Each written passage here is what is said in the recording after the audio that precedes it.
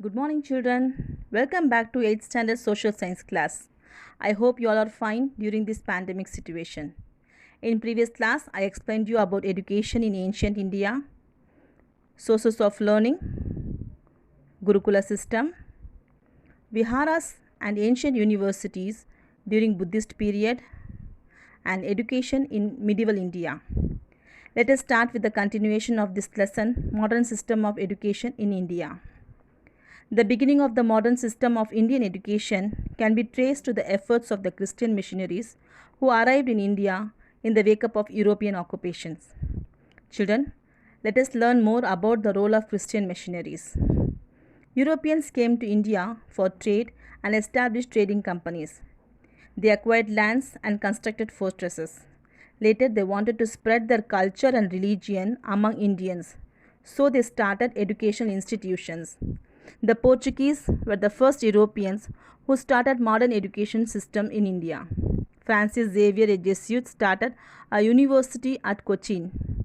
They started many primary schools. The first college offering a degrees on a completion of a course was started in Goa in 1575, where Christianity, logic, grammar and music were taught. John Kinander was one of the most zealous pioneers and was perhaps the first missionary in India to introduce education for non-Christian children evangelistic agency. Then, followed by the Portuguese, the French opened their institution for all the Indians, where education was imparted by Indian teachers through local languages, and they also started higher secondary schools where French language was taught. One of the German bishops named Ziegenbach started schools and a training college for teachers in Travancore. Children, after the arrival of English East India Company in 1600 AD, institutions were established for imparting instructions in English. The first Bishop of Calcutta, Reverend Dr. Middleton, started a missionary college at Calcutta. Then, Mount Stuart Elphinstone was actually a strong advocate of vernacular education, but on his retirement in 1827, his admirer collected funds and established a college offering English classes named the Elphinstone College at Bombay. Now we are going to learn about education in British rule. Actually, children, history of education in British rule can be divided into 4 periods. From the early days of the British rule up to 1813, period from 1813 to 1853, period from 1854 to 1920, and period from 1921 to 1947. The first phase was started from the early days of the British rule up to 1813. Here, the company's charter was renewed in 1813, which compelled the company to assume responsibility for the education of Indians though on a very limited scale.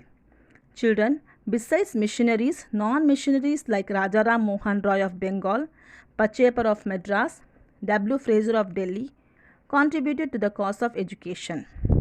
The second period was started from 1813 to 1853.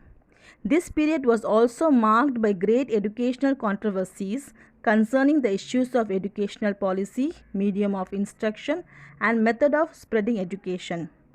These controversies were partially set at rest by Macaulay's Minutes of 1835. It was encouraging English education for upper classes. Children, the third phase of British influenced education may be called the period of an all India educational policy. It commenced with Sir Charles Wood's dispatch in 1854, which is called the Magna Carta of English education in India, because it was the first declaration of British education policy for educating the masses at all levels.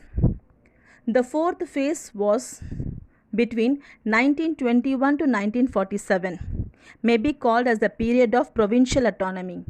The Act of 1935 ushered a new era of educational advancement through the country. After the Second World War, a very important plan for educational development known as the Sargent Report 1994 was prepared.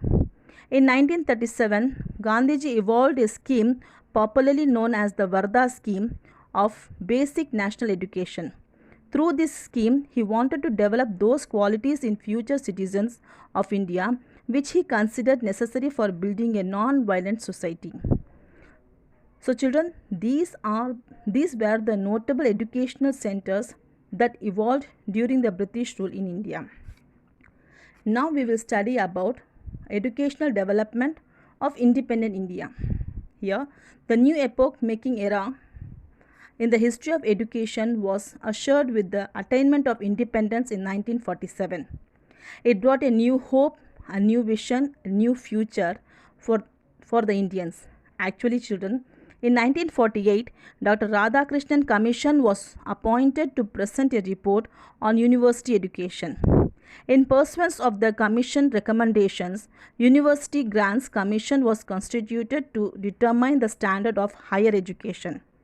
And another education commission under the chairmanship of Dr. D.S. Kothari was appointed by the Government of India in 1964. Free and compulsory primary education for all children up to the age of 14 years and uniform educational structure of 10th, plus 2 and plus 3 pattern were its main recommendations. Do you know, children? The first national education policy of 1968 marked a significant step in the history of education in post-independent India. It aimed to promote national progress, culture, and to strengthen national integration. In 1986, the Government of India introduced a new education policy. The aim of new education policy was to transfer a static society into a vibrant one with a commitment to develop and change. This policy launched operation of Blackboard to improve primary schools nationwide. The new education policy was revised again in 1992. It envisaged the formulation of National Curriculum Framework. Actually, children, the Sarva Shiksha Abhiyan, that is SSA, is the Government of India's flagship program that was launched in 2000 to 2001 to achieve universal elementary education, and Right to Education RTE provides for free and compulsory education to all the children from the age of 6 to 14 years. Children, this Rashtriya Madhyamik Shiksha Abhiyan, that is RMSA, is a centrally sponsored scheme for universalization of access and improvement of quality education at the secondary stage. The goal of RMSA is to make secondary education qualitative, available, accessible, and affordable to all young students in the age group of 15 to 16 years. Children, now let us learn briefly about educational development in Tamil Nadu. Here, the Tirukkural stresses the need for education and warns the dangers of illiteracy. Hyon Sang gives a graphic picture about Kanchi Buddhist Center, and the Kanchi was considered as the main center of learning. Actually, children, the Chola period was considered as the most brilliant and creative period in the Tamil literature. So many educational centers flourished in Chola's period. For example, Rajaraja Chaturvedi Mangalam Vedic College, Tirubhuvani Vedic College, Tiruvidikalai Library, and Veera Rajendra Medical School. Then, during Pandya periods, the Pandya kings patronized Sanskrit in an exemplary way. The educational institutions of that period were called as Ghatikai, Salai, and Vidyasthana. The famous college during the Pandya period was Kandalur Salai, and mutts occupied a significant place in the promotion of education. Then our next topic is education in modern period. Here, Fernandez who came to Madurai during the time of Veerappa Nayak established a primary school. The Maratha ruler Sarfoji II collected the old records and kept them in the Saraswati Mahal Library, Tanjore. He also had a printing press with Devanagari type located there.